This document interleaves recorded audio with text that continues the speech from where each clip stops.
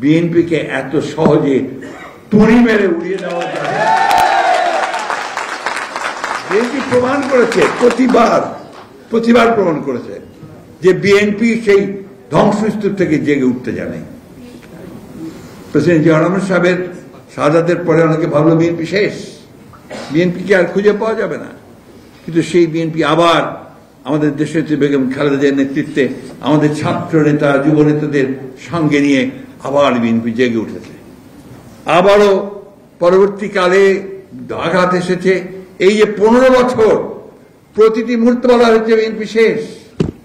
শত আপনার যে সমস্ত আমি যেটাকে বলছি যে আপনার এটা কি বলে যে আমাদের লোভ লালসা এ সমস্ত ঊর্ধ্বে উঠে আমাদের বিএনপি নেতারা কিন্তু একজোট হয়ে দাঁড়িয়ে, কারাগারে গেছেন, কারাগারে পর্যন্ত লোক পাঠানো হয়েছে, চলে আসো তোমাকে এত টাকা দেওয়া হবে, এই করা হবে ওই করা হবে, যায়নি কেউ, একমাত্র সাজানো বাদ দিয়ে অবশ্য।